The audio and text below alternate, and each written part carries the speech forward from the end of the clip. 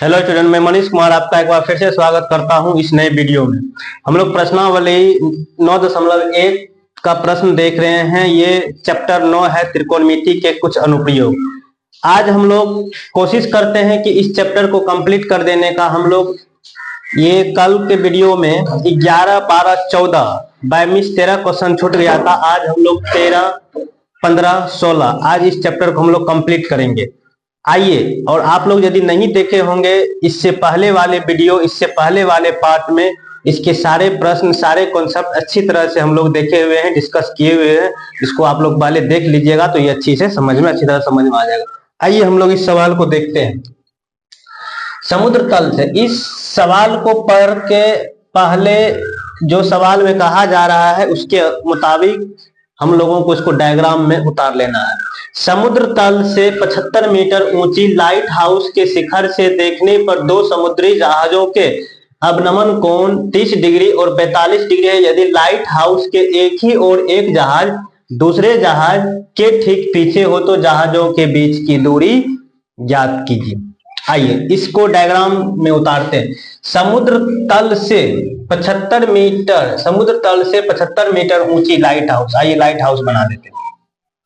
ये है, ये जो है 75 मीटर ऊंची ये लाइट हाउस है जो कि समुद्र तल से है। के शिखर से देखने पर, लाइट हाउस के शिखर से देखने पर दो समुद्री जहाजों के अवनमन कोण, दो समुद्री जहाजों के अवनमन कोण, एक अवनमन कोण ये हो जाएगा जो कि आपको 30 डिग्री है। उसके बाद और दूसरा अवनमन कोण 45 डिग्री है जो कि आपको ये हो जाएगा।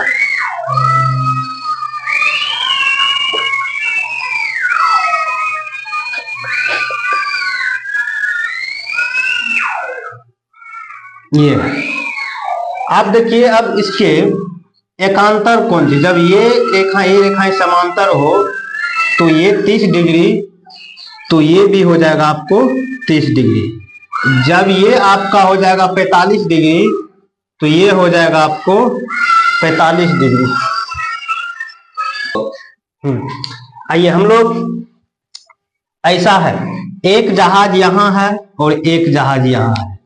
अब कहा जा रहा है दो जहाजों के बीच की दूरी, मतलब यहां से यहां ये दूरी। आइए इस दूरी को x मान लेते हैं, ए बी सी डी।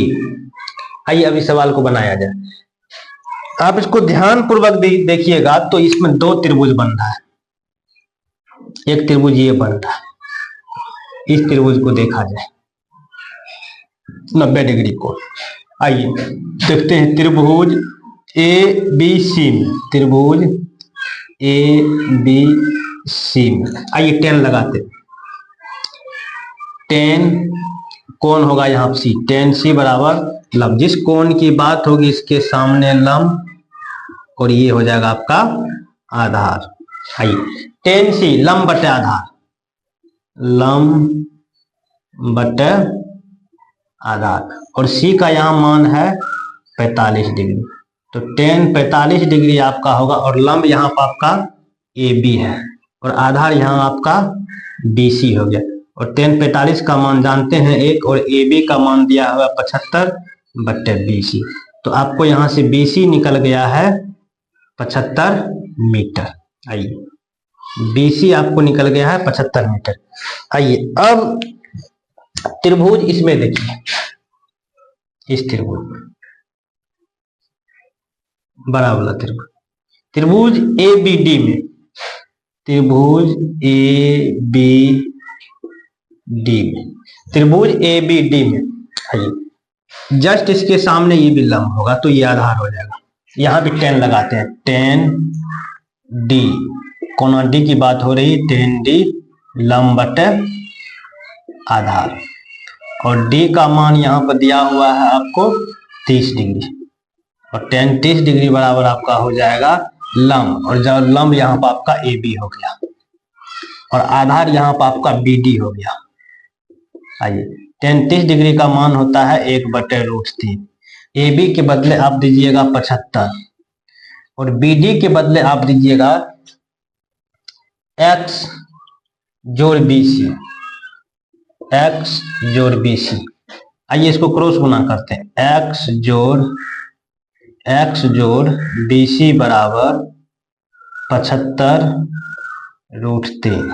नहीं, यहां पर बी सी का मान आप रख दीजिए, x जोड़ 75 बराबर 75√3 और यहां पर समीकरण 1 से बीसी का मान रखना। आइए उसको उधर भेज देते हैं, तो x बराबर हो जाएगा 75√3 घटो 75। तो यहाँ पर 75 आप कॉमन ले लीजिएगा, तो यहाँ बच जाएगा √3 घटो 1 मीटर और ये x निकल गया। यही x हमको निकालना था, यही हो गया 2 समुद्री जहाजों के बीच की दूरी जो हमसे पूछा जा रहा था। 2 समुद्री जहाजों के बीच की दूरी कितना निकल गया, 75 इंटू √3 घटो 1 मीटर। आइए अब हम लोग सवाल नंबर 15 देखते हैं। आइए हम लोग अब 15 नंबर सवाल को पढ़ते हैं और जो सवाल में कहा गया है उस सवाल को हम लोग इसके डायग्राम पर उतारते हैं। हम लोगों का पहला काम है, जैसा सवाल में कहा गया है उसको डायग्राम में पहले कन्वर्ट करना, मतलब बदलना। आइए, एक सीधा राजमार्ग, आइए देखिए राजमार्ग बनाते हैं। ये एक राजमार्ग है जो कि सीधा है। एक सीधा राजमार्ग एक मीनार के पाद तक जाता है। आइए, ये मीनार हो गया और ये मीनार का पाद हो गया। एक मीनार के पाद तक जाता है। मीनार के शिखर पर खड़ा, ये है मीनार, मीनार के शिखर पर खड़ा एक आदमी एक कार को देखता है। यहां पर खड़ा है और आदमी एक आदमी एक कार को 30 डिग्री के अवनमन कोण पर देखता है। आइए, यहां देखता है, यहां, और यहां जो देखेगा तो आदमी पहले ऐसे देखेगा और ये कोण जो बन रहा है, ये कोण बन रहा है 30 डिग्री के अवनमन कोण पर देखता है, जो कि मीनार के पाद की ओर एक समान चाल से जाता है। और ये मीनार के इस छोर से मीनार के पाद तरफ एक समान चाल से जाता है। 6 सेकेंड बाद कार का अवनमन कोण 60 डिग्री। 6 सेकेंड के बाद ये हो गया। 6 सेकेंड के बाद कार का अवनमन कोण, मतलब ये अवनमन कोण 60 डिग्री हो गया।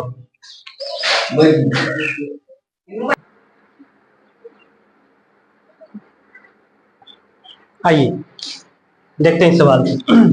अब देखिए, तो ये कोण 30 डिग्री, तो एकांतर कोण से ये भी आपका 30 डिग्री, इस रेखा को सीधी कर लेते हैं।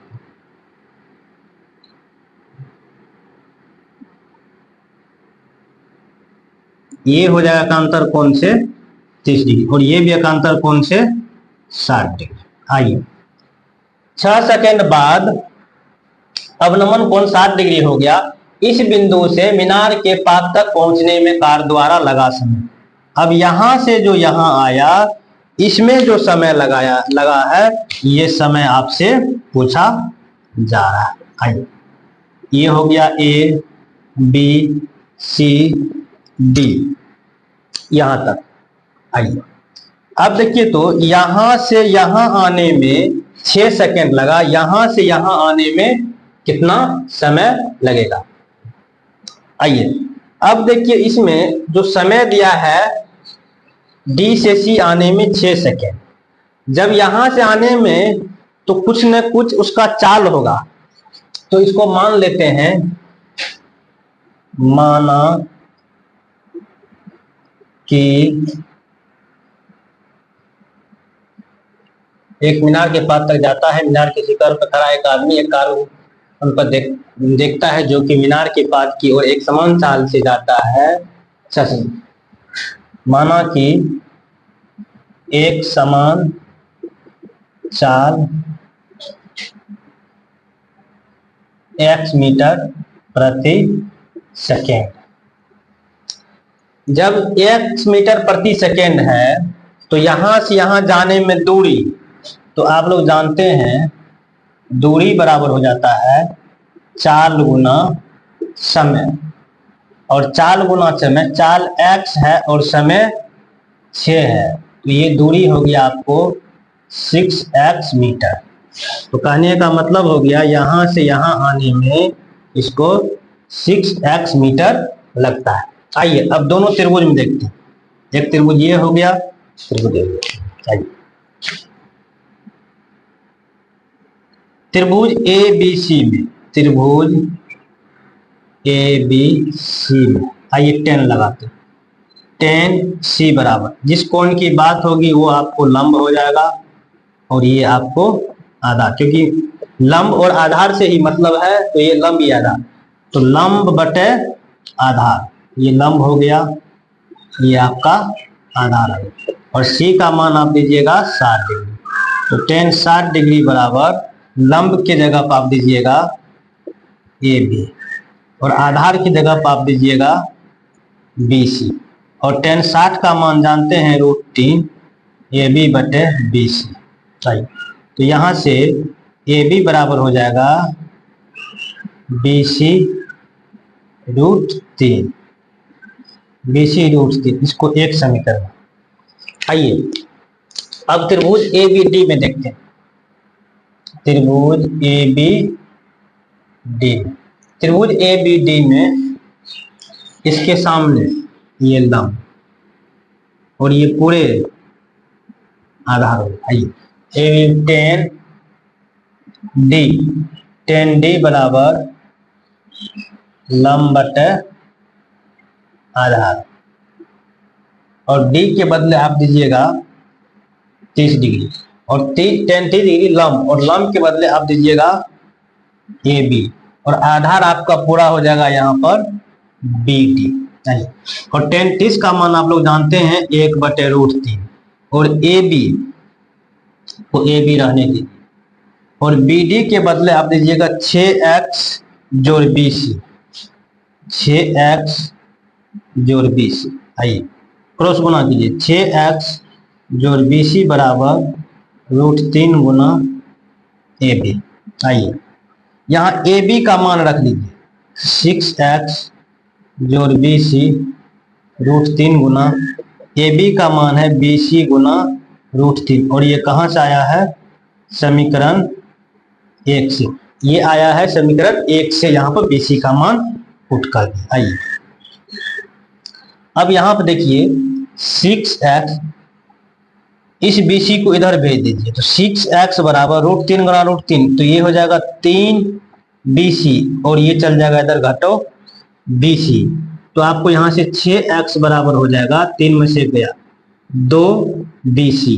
अब देखिए यहाँ 2 से ये कट जाएगा 3 बार में, 2 से ये कट जाएगा 3 बार में, तो यहाँ 3x बराबर आपका हो जाएगा BC। तो BC का मान आपको निकल गया है 3x। तो मतलब कहने का मतलब हो गया BC आपका यहां से यहां हो गया, और इसका मान आपको निकल गया है 3x। अब देखिए ये 3x मीटर, ये आपका दूरी हो गया, ये आपका हो गया दूरी। आपसे पूछा जा रहा है समय, तो समय बराबर आप जानते हैं समय बराबर होता है दूरी बटे चाल, जिसमें आपको दूरी निकल गया है 3x, और चाल आप माने हैं एक समान चाल x, तो x से x कट गया, तो ये समय हो गया आपको 3 सेकेंड। यही आपका उत्तर हो गया। मतलब यहां से यहां आने में उसको जो समय लग रहा है, ये समय लग रहा है आपको 3 सेकेंड। ये सवाल बहुत अच्छा सवाल है, इसको आप लोग प्रैक्टिस कीजिएगा, कोई दिक्कत नहीं होगा। आइए हम लोग अगला सवाल देखते हैं। आइए हम लोग अब प्रश्न 16 और इसका प्रश्न ये 16 अंतिम प्रश्न होने वाला है। आइए देखा जाए सवाल को। मीनार के आधार से और एक सरल रेखा में 4 मीटर और 9 मीटर की दूरी पर स्थित दो बिंदुओं से मीनार के शिखर के उन्नयन कोण पूरक कोण है। सिद्ध कीजिए कि मीनार की ऊंचाई 6 मीटर। आइए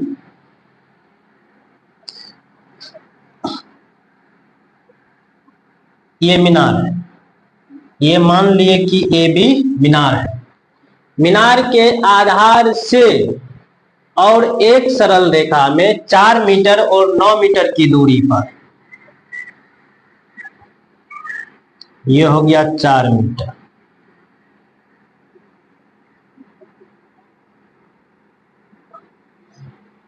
चार मीटर और 9 मीटर की दूरी पर स्थित दो बिंदुओं से